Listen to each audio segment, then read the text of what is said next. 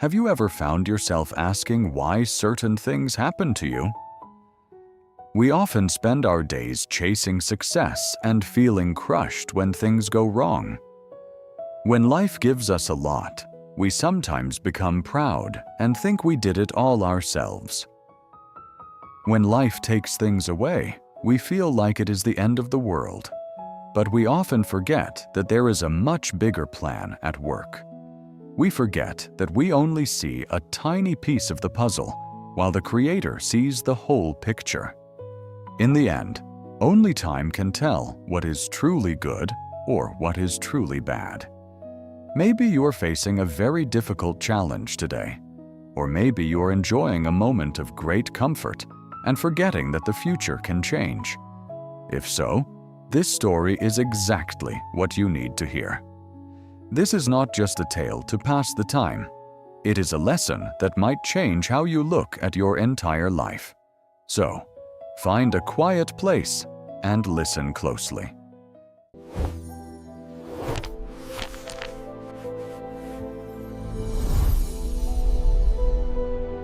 Deep in the Great Highlands, where the mountains touch the clouds and the wind whispers through the tall grass, lived a man named Silas. Silas was 48 years old, a man of simple habits and few words. He lived in a small wooden house with his 19-year-old son, Toby. They were not rich by any means. They spent their days working outside, breathing the cold mountain air, and taking care of their small ranch. Silas was a horse trainer, a job that required a lot of patience and a calm heart. His most prized possession was a magnificent black stallion named Cooper. Cooper was strong, fast, and incredibly smart. He was the kind of horse that people would travel from far away just to see. To Silas and Toby, Cooper was more than just an animal. He was a friend, and the primary way they earned their living. Toby loved the horse deeply and spent every morning brushing his dark coat until it shone like silk under the sun. One afternoon, a very wealthy businessman from a big city arrived at their gate. He had heard stories of the incredible black horse in the mountains. He watched Cooper run across the field and was amazed by the animal's grace. He walked up to Silas and offered him a very heavy bag of gold coins. It was more money than Silas had ever seen in his entire life. With that money, Silas could have bought a much bigger house, better clothes for Toby, and enough food to last for many years. However, Silas looked at the businessman and calmly shook his head. He told the man the Cooper was a part of their family and was not for sale at any price. The news spread through the small mountain community quickly. The neighbors were shocked. They gathered at the local market and whispered about Silas. They called him foolish and crazy. They said he had thrown away the only chance his family had to escape poverty. Toby, too, was a bit confused.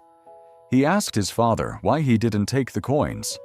Silas just looked at the horizon and said, "My son, we do not know if having that gold would make us happy or miserable. Let us just see what happens next." A few days later, a terrible storm rolled over the mountains. The sky turned dark and the wind began to howl. Sometime during the night, a bolt of lightning struck a tree near the horse pen, breaking the wooden fence. Terrified by the noise, Cooper jumped over the broken rails and disappeared into the thick forest and the deep canyons. When Toby woke up the next morning and saw the empty pen, he felt his heart sink. He searched for hours, calling Cooper's name, but there was no sign of the horse.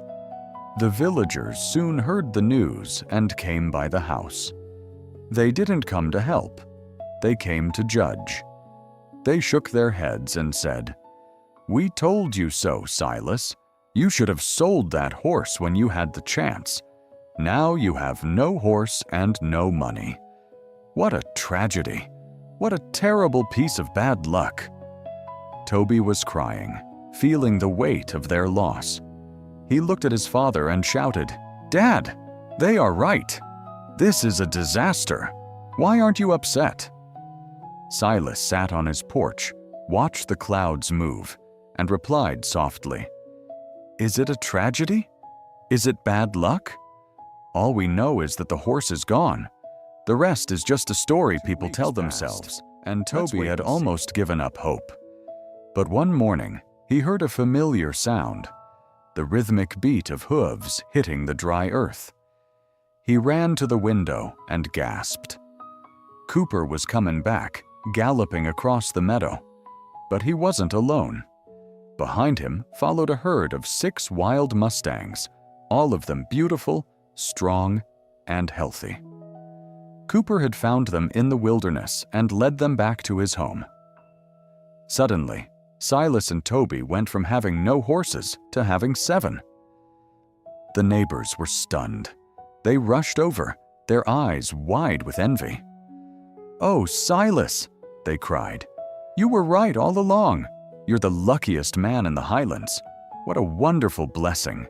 You're going to be so wealthy now." They cheered and celebrated as if the luck were their own. Toby was jumping with joy, but he noticed that his father's face hadn't changed. Silas didn't look excited or proud. He simply started fixing the fence. When Toby asked why he wasn't celebrating, Silas said, "Is it a blessing? Is it good luck? All we know is that we now have 7 horses instead of 1.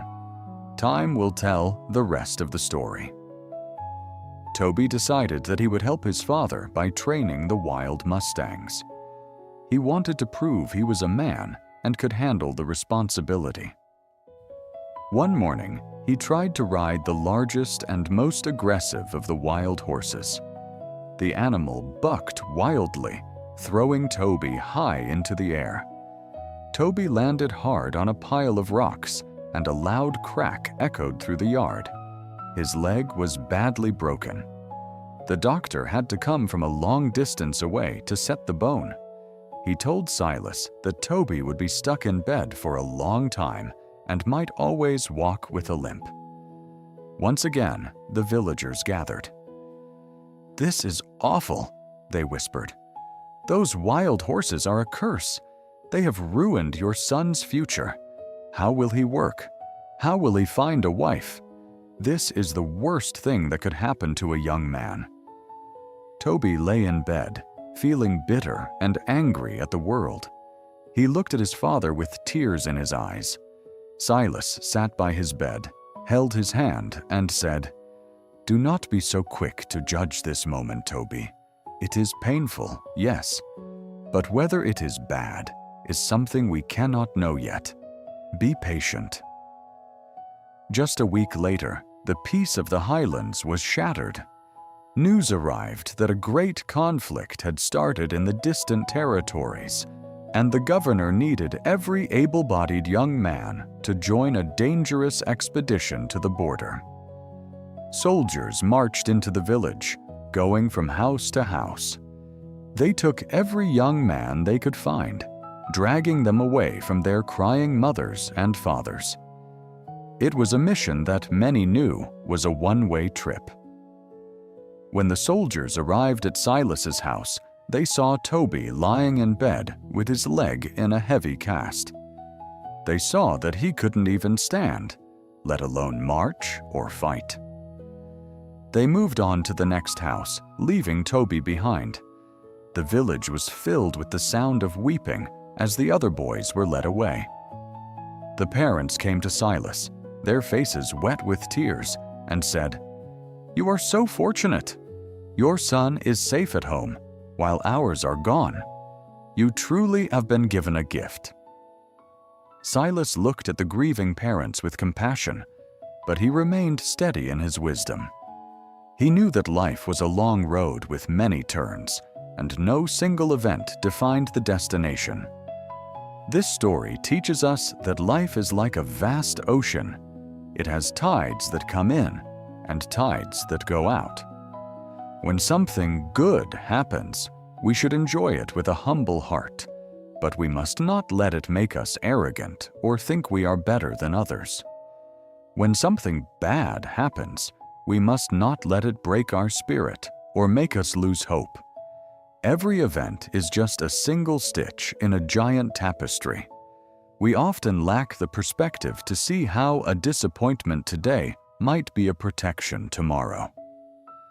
By staying calm and balanced, we can find a peace that the world cannot take away. It is about trusting that there is a reason for everything, even the parts that hurt.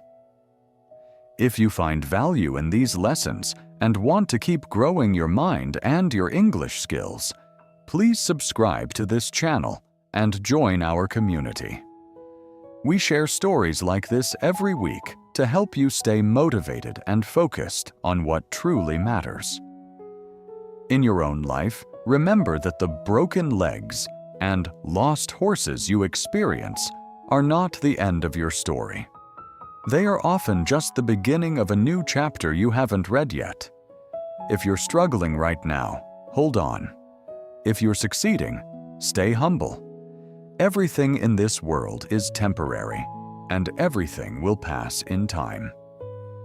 Trust the process, keep your faith strong, and always look for the lesson hidden behind the struggle. Life is not about what happens to you, but about how you choose to see it. Take care of yourself, keep practicing your English, and I will see you in the next story. Don't forget to hit the subscribe button to stay connected with us.